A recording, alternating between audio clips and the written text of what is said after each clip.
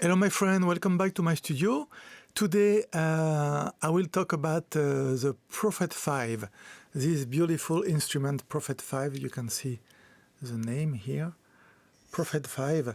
This instrument was released, I think the first was released in 1978. But this one is a bit older. This one is probably from 1981 or 1982, something like that. This is a polyphonic synthesizer. Remember last time when we talked about the Multimoog? The Multimoog was a monophonic synthesizer. It means you can play only one note at a time. With this one, you can play 5 notes at the time.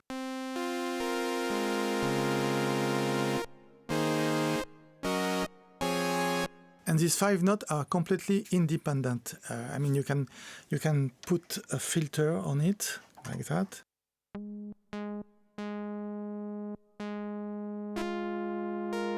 I'll show you a better example. Yes, like that.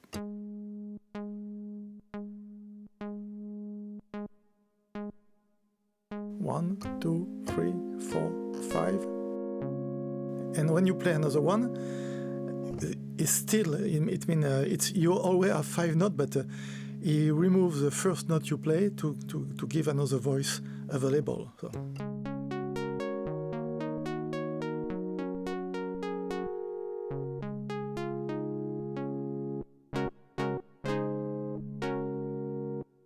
So it was a kind of revolution when it came because, of course, you can play different notes, you can play chords.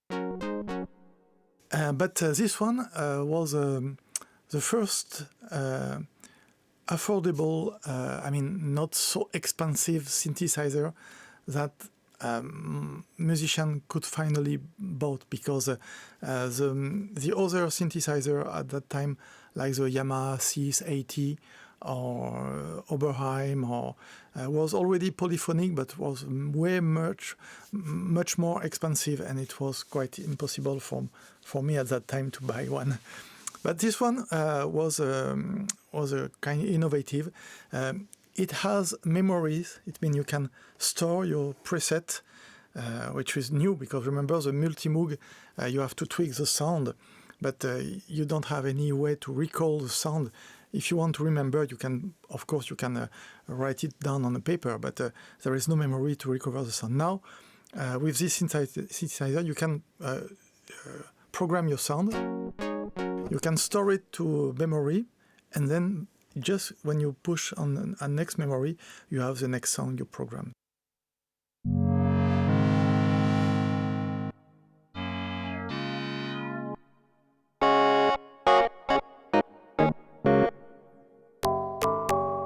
And so on.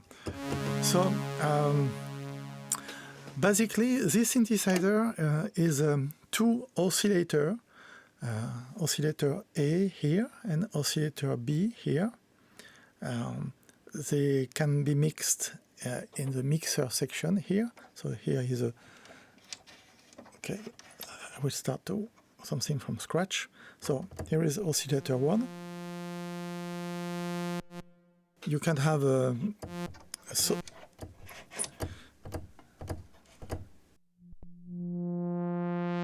okay, so you can have a sawtooth or a square.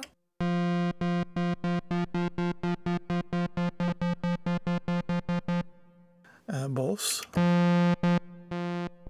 You can change the pitch of the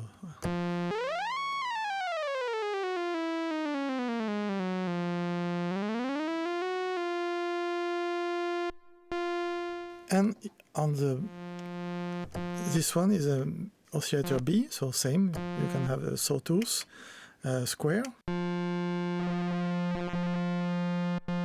or a triangle.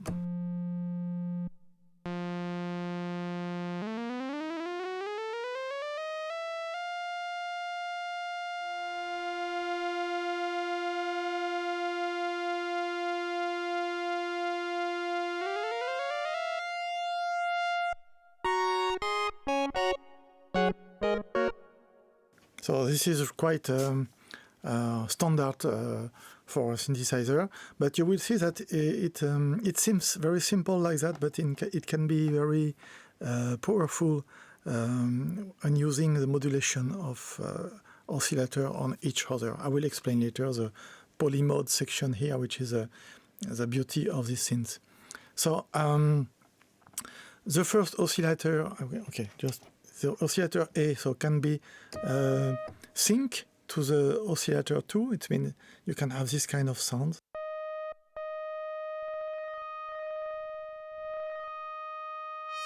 I put a square so it's more obvious.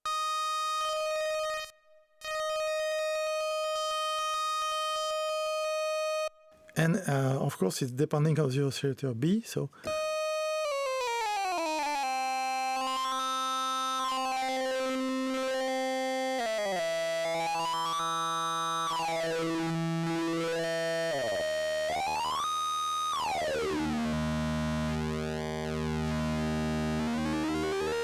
you see, only with these three parameters, you can have a lot of different sounds. And especially, I love especially what we can do with the pulse width modulation, because I remember the first time I tried to program something with this, and I got a very beautiful string sounds. I will try to make it for you. It was kind of magic moment for me. Okay, I show you later. Let's continue to explore. So, first oscillator. The second one is almost the same with a triangle. Triangle is very soft, not so much harmonic. And a square.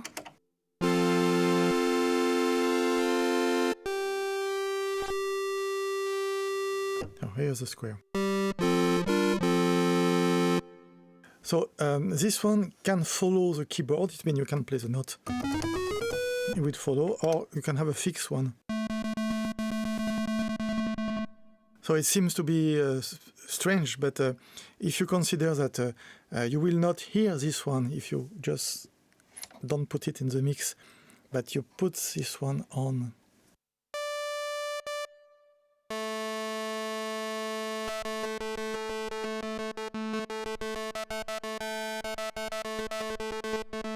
You can have a very nice effect. Okay, and this second oscillator can also be set on low frequency. It means instead of playing the note, it will play very low. You cannot hear it, but it's very low, and you can use this low frequency to modulate another part of the synthesizer, the filter or oscillator. So it means you have this one can act as a low frequency oscillator. We call it LFO. You see here, LFO. This one is a LFO, real one dedicated, and this one can be another LFO. So you can have two LFOs on this machine. So next, I talked already about the mixing section. So oscillator A, oscillator B, and here you have a noise. Always very useful when you design a song. Even sometimes you can add a little bit of noise on the attack.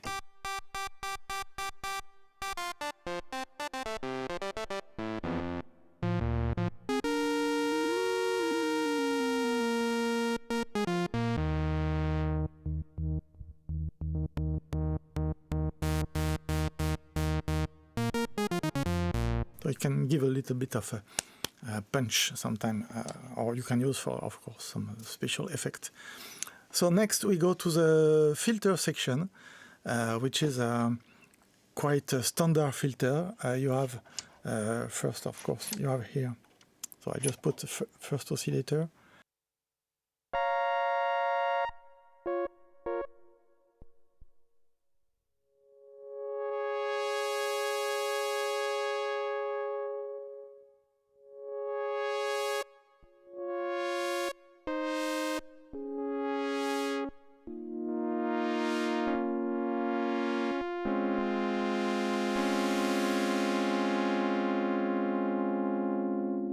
You you can add some resonance. Remember on the mini Moog, on the multi Moog, it was called emphasis, so it's a real junction.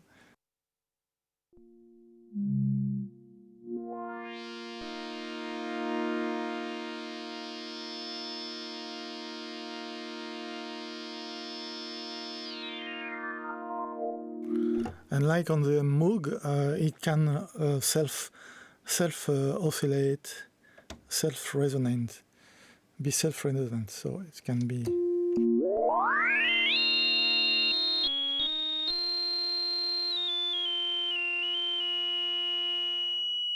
Only the filter.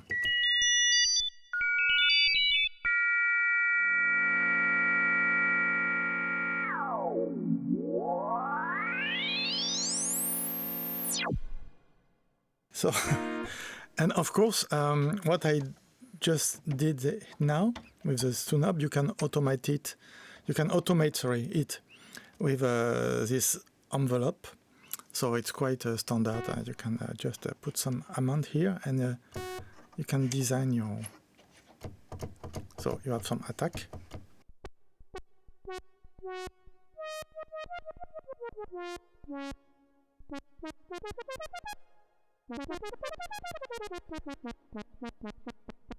Here you have a decay. It means the time that the filter will take to go to the next step, which is a sustain. The sustain is the step where it keeps the level until you keep the note on. I will show you. So attack, decay,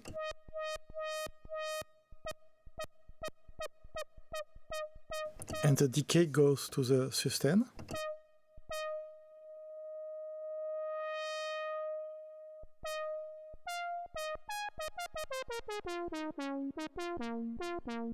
And the release, it's a time that the sound will take to stop when you release the note. It goes with the other envelope. This envelope is for the filter, but this one is the same, but it goes to the, we call the VCR. It means the, basically it's just the volume of the instrument.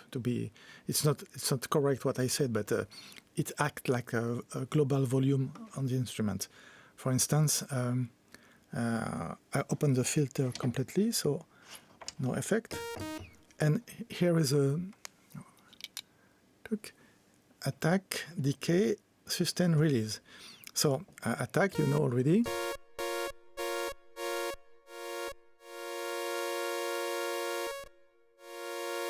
Decay.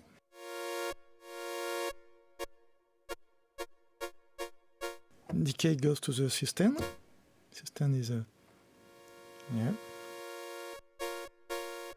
And the release, I need to push this button release here to activate it.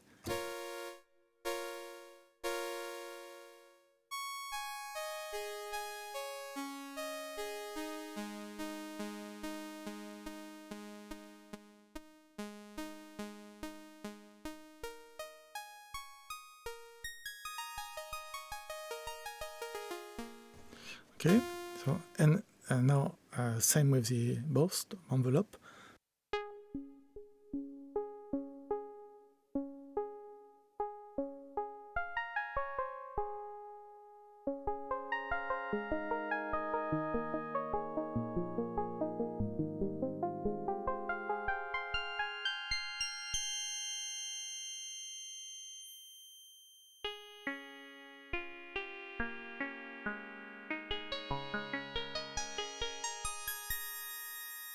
So here is a simple sound. If I like it, I can store it. Let's see, bank 31. Okay, so my sound now is, if I go to another bank, here to this one, and if I want to find again my sound 31,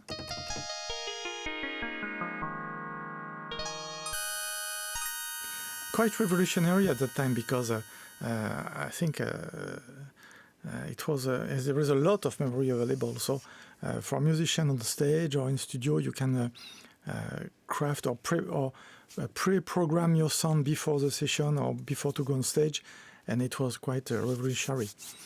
So this is, here you have a master tune. So master tune is just to tune the instrument. Oh, something very important at that time too. The analog synthesizer are well known for the tuning instability at that time. And you always need to retune the oscillator. This one has a function here, I don't know if you can see it, it's called tune. And so when you hear your synthesizer going a bit off in terms of tuning, now this one is okay, but especially when you just power on the synthesizer, it needs to warm up for I don't know, 10, 15, 20 minutes. And this button here, the tune, when you push it, look, everything will be shut down. Okay, so it takes a few seconds and you recover your instrument completely in tune. So it was quite easy to, on stage, you play a part and you want to be sure when you go back to your synthesizer, he's in tune with the rest of the band. So just do it, play your part and up, back to the up, and you play, it's working. So it was very innovative. Okay, so now let's go back to the first sound. Okay, basics and volume. This is I never use it, but this is an interface, cassette interface, where you can save or load your presets on a tape. Before the hard drive, it was a way to save the digital signal on a tape, external tape. I never use it. And here you have a A440 that you can use to when you want to be sure you're in tune with your.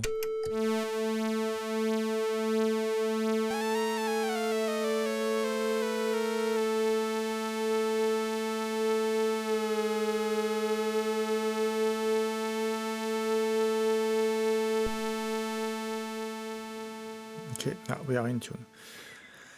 So, okay, here, so we saw everything here. Here is a unison button, so it speaks by itself. It means the 5 note, the 5 polyphonic note, one, will be stuck on one note.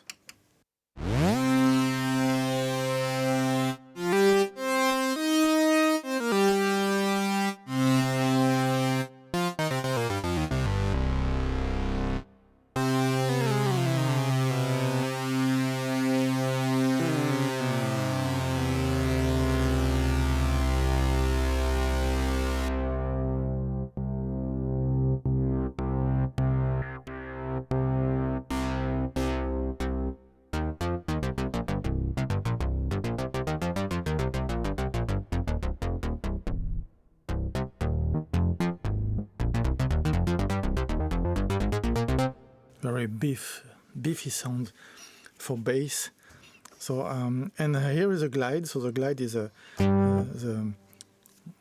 time the note will take to go to the other one.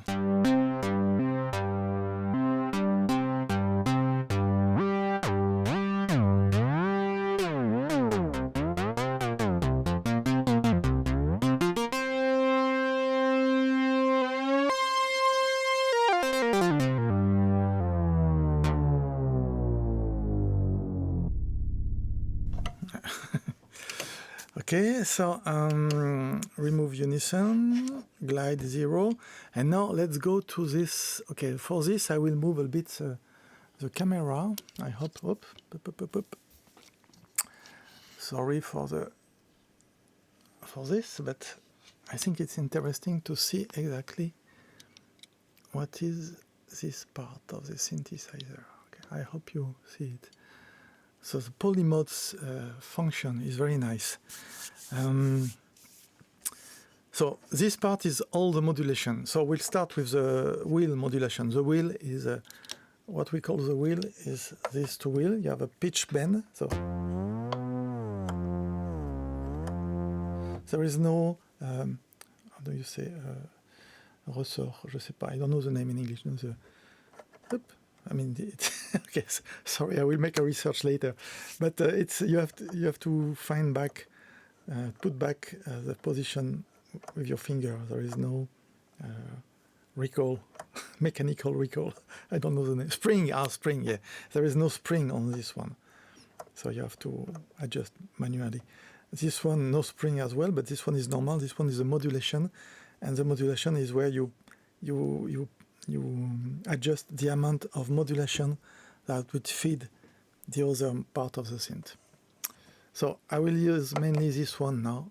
You don't see it, but you will hear when I add some modulation, this will act on the other part of the synth.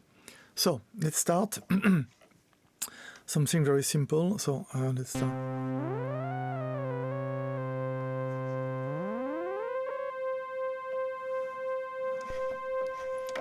Okay, so only one oscillator.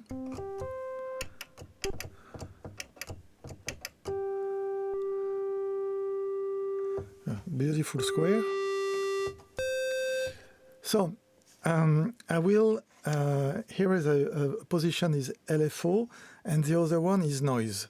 So it means when I'm on the left side, I'm fully LFO. When I'm on the other one, on the right side, I'm fully noise. It's a mix, source mix. And I'm in the middle, of course, I have a bit of both. But let's use only LFO for now. And the LFO is this one.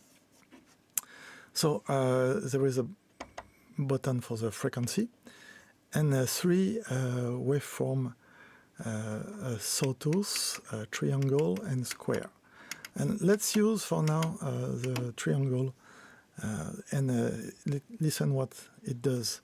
So to activate it, I need to say to my mod wheel, through my mod wheel, where I send this one. So I will send the LFO on the frequency A of this oscillator. So let's put it. And with my mod wheel, 0 mod wheel, and a bit of mod wheel, or full. And here is the frequency of the modulation.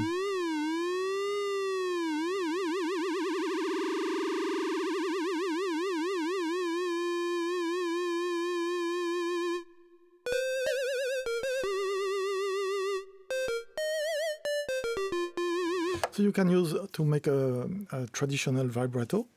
It works well.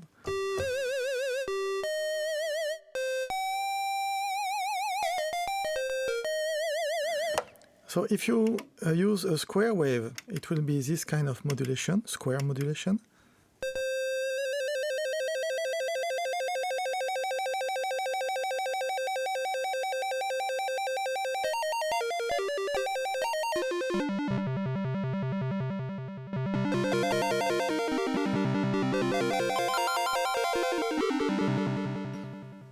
So compared to this one.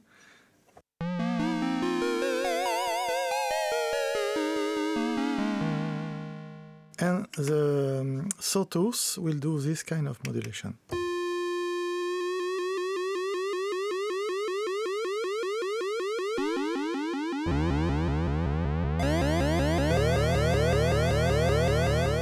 Of course, you can combine, let's say, this one and this one.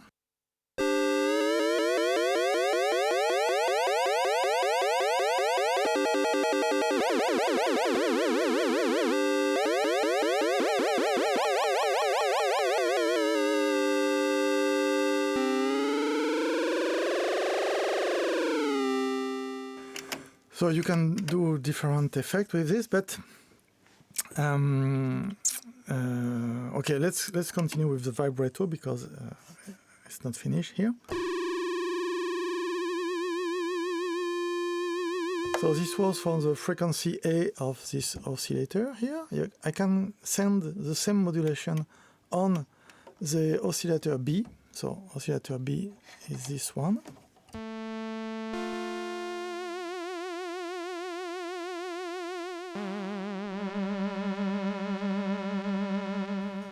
So oscillator A is no modulation, oscillator B no modulation. Now I send the modulation of the oscillator A only.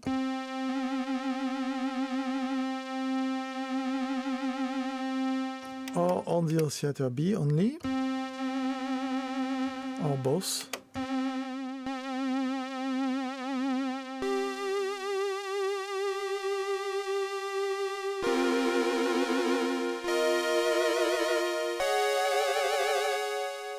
So you hear that when you start to modulate one oscillator and not the other, or the other with different style of modulation, you can get very interesting, strong and beautiful sound.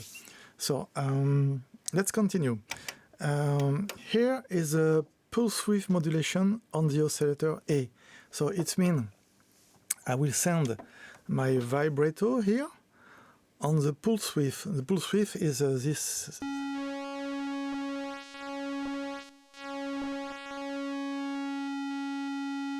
So instead of doing it with my finger, I can do it with the modulation, so like that. I'm sorry.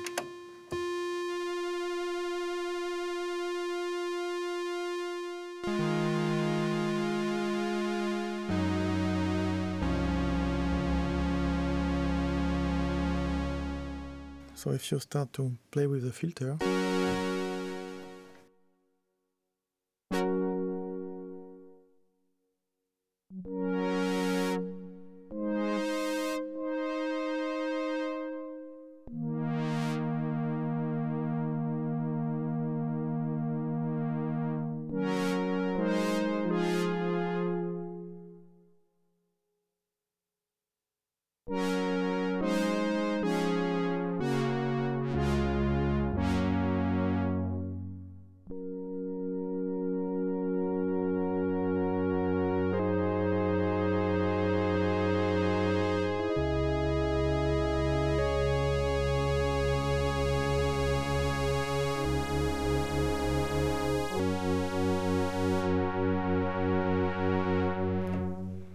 the sound is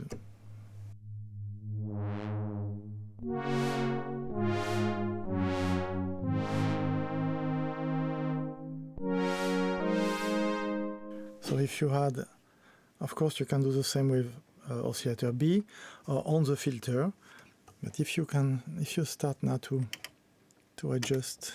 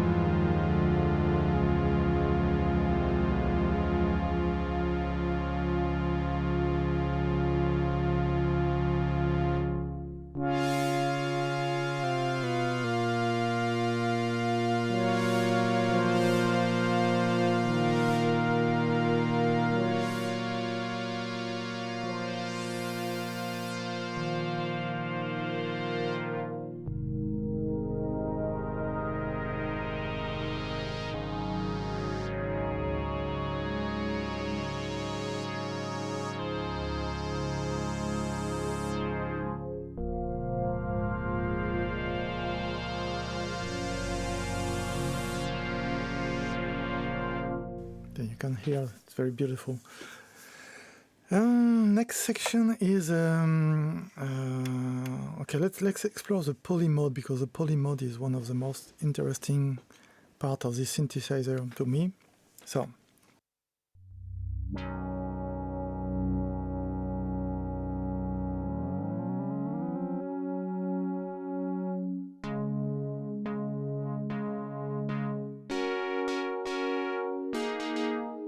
So you can, with this one, you can send a source.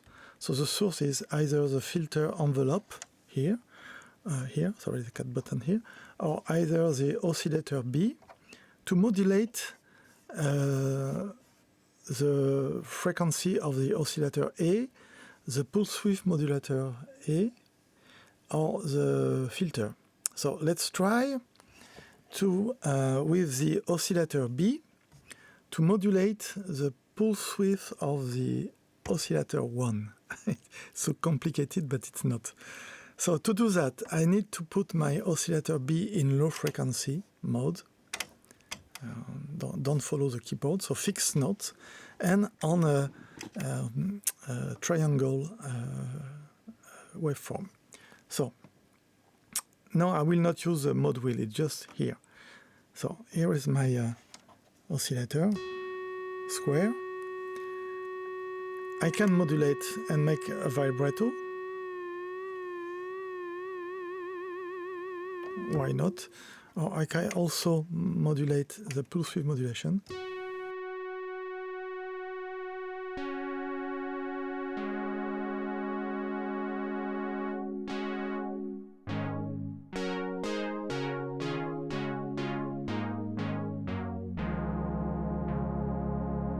So this is the sound of just one oscillator with the polymodulation. Now I can add some, let's say, some filter modulation.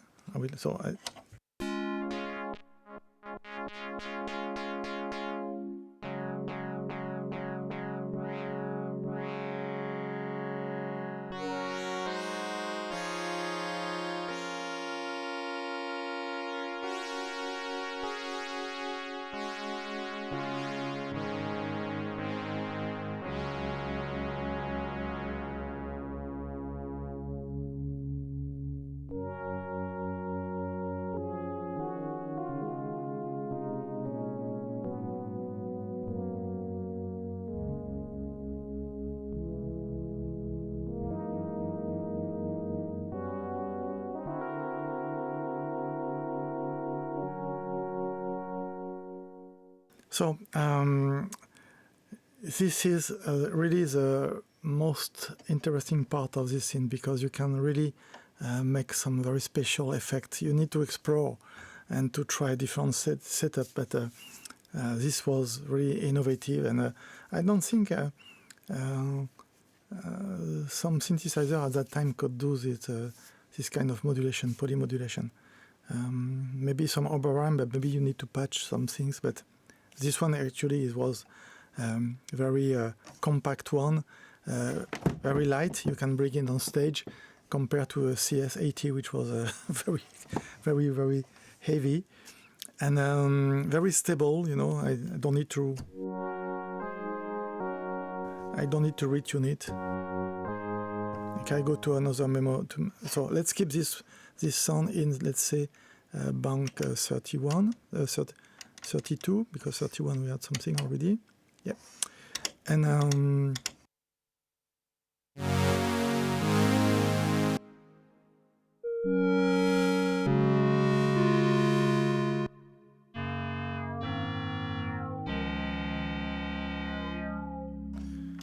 if I want to go to my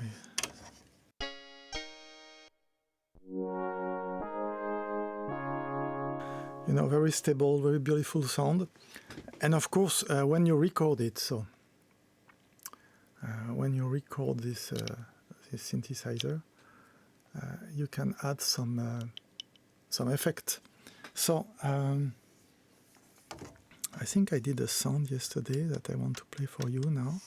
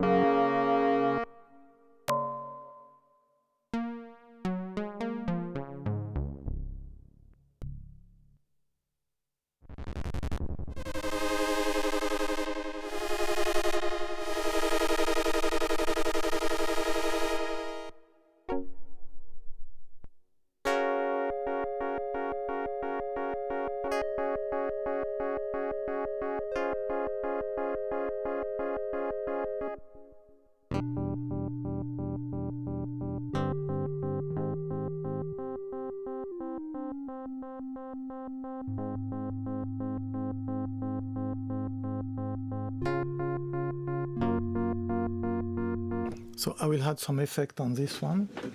So let's see if I just add some. Can add a beautiful delay on this.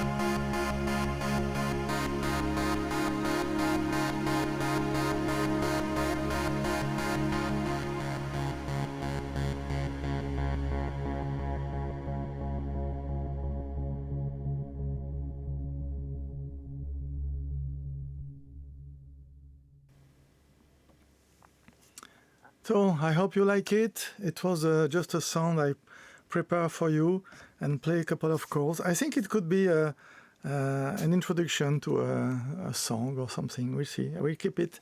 I record it, so I keep it on my computer, and maybe I can use in a production one day. So you will be the first to hear it when it comes. The first one, maybe you recognize it, just send you a message. Ah, Eric, you use this, I remember. Okay, so that's it for today. And I will pause the video, and if you want to ask me some question, or of course, I will be happy to answer to all your questions. So take care, my friends, have a nice day, and see you very soon. Bye-bye.